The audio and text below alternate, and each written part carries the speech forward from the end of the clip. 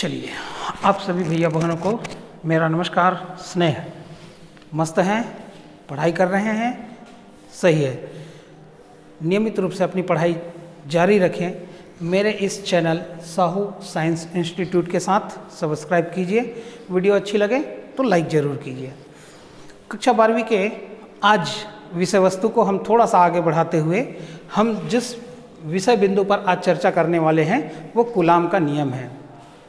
Coulomb नाम के वैज्ञानिक ने किन्हीं दो बिंदु आवेशों को, अब बात आ गई बिंदु आवेश क्या है, तो बिंदु आवेश ऐसे आवेश होते हैं जिनकी विमाएं जो है उनके बीच की दूरी की तुलना में बहुत कम होती हैं। ऐसे आवेशों को हम बिंदु आवेश कहते हैं। तो इन दोनों बिंदु आवेशों के मध्य लगने वाले बल का मान, अब इन दोनों आवेशों के मध्य कैसा कैसा बल लग सकता है, तो मान लेते हैं ये हमारे पास प्लस क्यू और माइनस क्यू आवेश से मिलकर बना एक निकाय है। तो इन दोनों आवेशों के बीच जो बल की प्रकृति होगी, हमने पढ़ा है कि जो विजातीय आवेश होते हैं वो सदैव एक दूसरे को क्या करते हैं, आकर्षित करते हैं। और यदि इन दोनों बलों की प्रकृति सजातीय हो तो इनके मध्य लगने वाले जो बल की प्रकृति होगी वो क्या होगी, प्रतिकर्षण बल, है ना। तो बलों की प्रकृति आकर्षण अथवा प्रतिकर्षण दोनों हो सकता है। तो वो डिपेंड करता है कि हमने किन दो आवेशों को, किन दो बिंदु आवेशों को लेकर और अपना निकाय बनाया हुआ है। तो यहाँ पर ध्यान रखेंगे, किन्हीं दो बिंदु आवेशों के मध्य लगने वाले बल का मान उन दोनों आवेशों के परिमाण के गुणनफल के समानुपाती तथा उनके बीच की दूरी के वर्ग के व्युत्क्रमानुपाती होता है। यहाँ पर व्युत्क्रमानुपाती होता है। त्रुटियों पर ध्यान नहीं देंगे। अब हम इसको जो है व्यंजक के रूप में थोड़ा सा समझने का प्रयास करते हैं। मान लेते हैं हमारे पास ये Q1 और Q2 परिमाण के दो आवेश हैं। तो Q1 और Q2 क्या है, Q1 तथा Q2 आवेश हैं, और वो भी कैसे आवेश, बिंदु आवेश है, ये ध्यान रखना है, ठीक है। अब हम कहते हैं इनके बीच की दूरी मान लीजिए हम R मान लेते हैं। तो R क्या है, R आवेशों के बीच की दूरी के बीच की दूरी है, ठीक है। तो यदि Q1 और Q2 दो बिंदु आवेश हैं, इनके मध्य जो दूरी है वो R है, तब ऐसी स्थिति में कूलाम का नियम कहता है कि इन दोनों बिंदु आवेश के मध्य जो बल लग रहा है वह बल उन दोनों आवेशों के परिमाण के गुणनफल के समानुपाती होता है।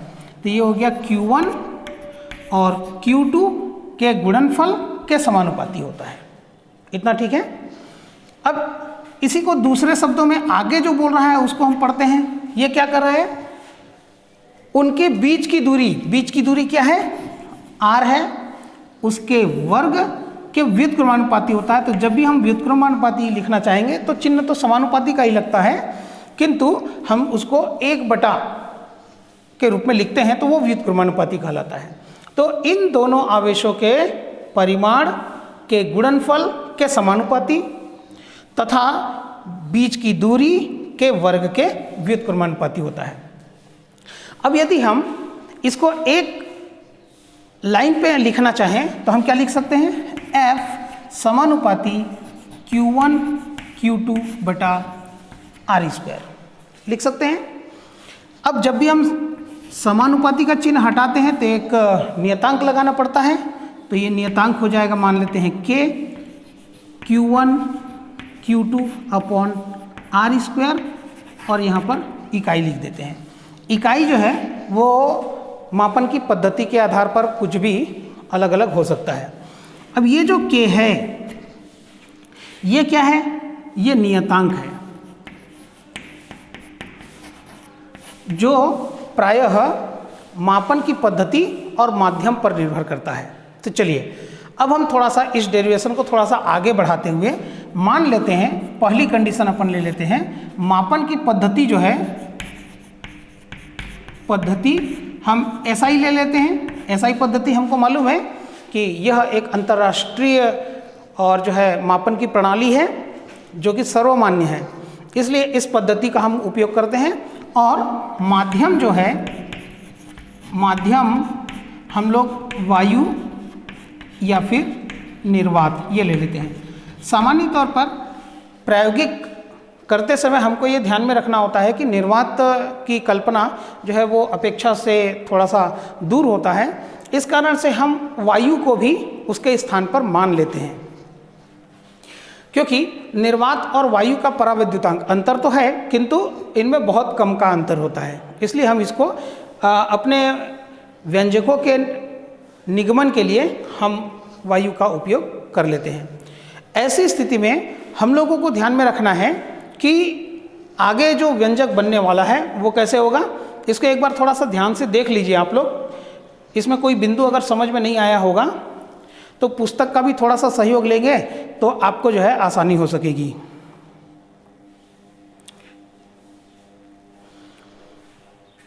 ठीक है, अब चलिए इसके बाद हमको क्या करना है, जो k है, मैंने बताया कि ये जो k है, इस k का जो मान होता है वो होता है 1/4 पाई एप्सिलॉन नॉट के बराबर।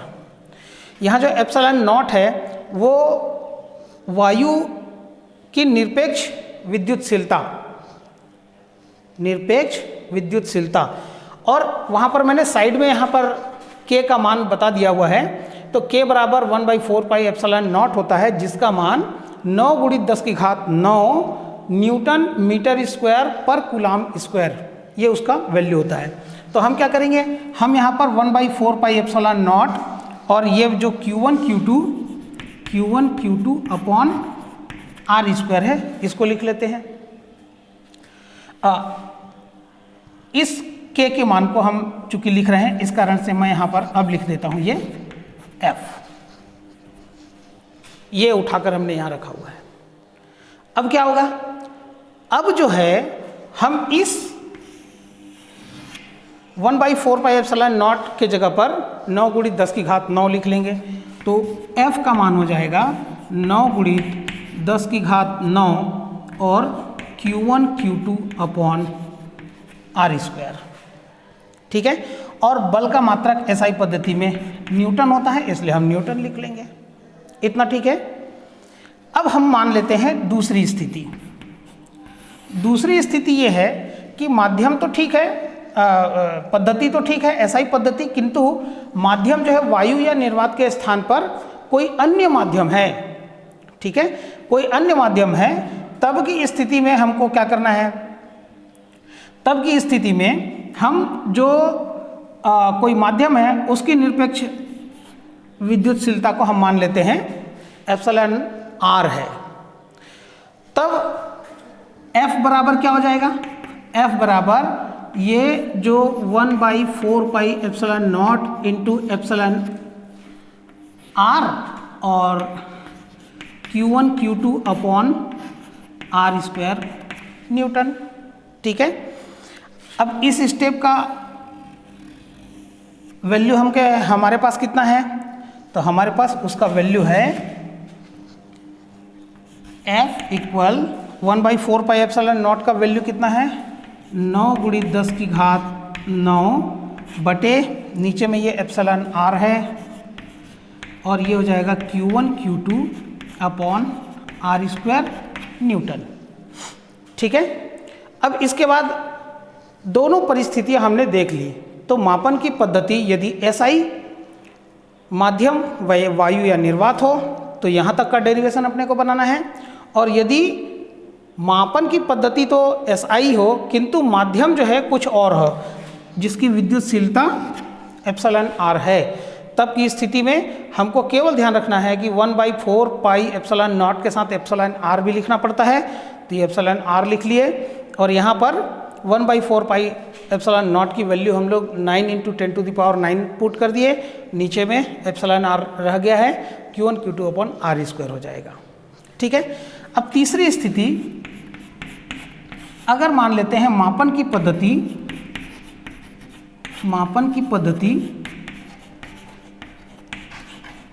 वो CGS है, तो CGS पद्धति में हमको ध्यान होगा जो K है, इस K का मान 1 होता है।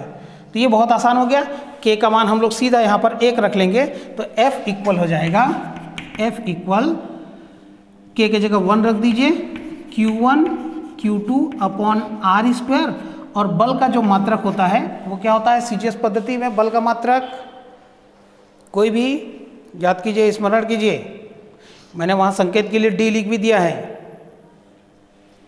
ध्यान करने का प्रयास कीजिएगा, ये डाइन है। तो CGS पद्धति में बल का मात्रक जो है वो डाइन होता है। इस प्रकार से आपको ये ध्यान में आएगा कि कूलाम का नियम जो कहता है वो Q1 Q2 अपॉन r², ये ध्यान में रखना है। आप स्टेटमेंट को याद करने की आवश्यकता नहीं है, आप इस स्टेटमेंट को इस चित्र की सहायता से समझने का प्रयास कीजिए कि इन दोनों आवेशों के मध्य कोई बल लगेगा, ये ठीक है, वो बल कितना होगा, तो इन दोनों के गुणनफल के समानुपाती होगा। और दूसरा बिंदु ये है कि ये जो बीच की दूरी है, Q1 और Q2 के बीच की दूरी है, उसके वर्ग के व्युत्क्रमानुपाती होगा। और ये दो मान अपने को याद करना चाहिए, K का मान 9 × 10⁹ न्यूटन मीटर स्क्वायर पर कूलाम स्क्वायर, और एप्सिलॉन नॉट का वैल्यू। तो इस प्रकार से ये आपका कूलाम का नियम है, परीक्षा के उपयोगिता की दृष्टि से भी इम्पॉर्टेंट है। और फिजिक्स में हम इलेक्ट्रिसिटी पढ़ रहे हैं, तो वहाँ पर आवेशों के मध्य कैसा बल लगता है, इसको भी जानने की दृष्टि से ये बिंदु महत्वपूर्ण है, इसको अवश्य समझेंगे।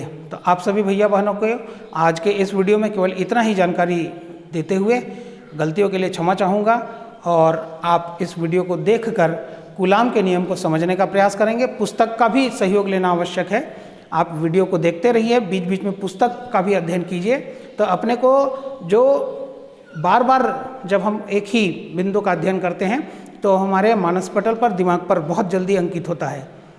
आप सभी भैया बहन अभ्यास करते रहिए, ऐसा ही एक निवेदन करते हुए आप सभी को मेरा नमस्कार, स्नेह।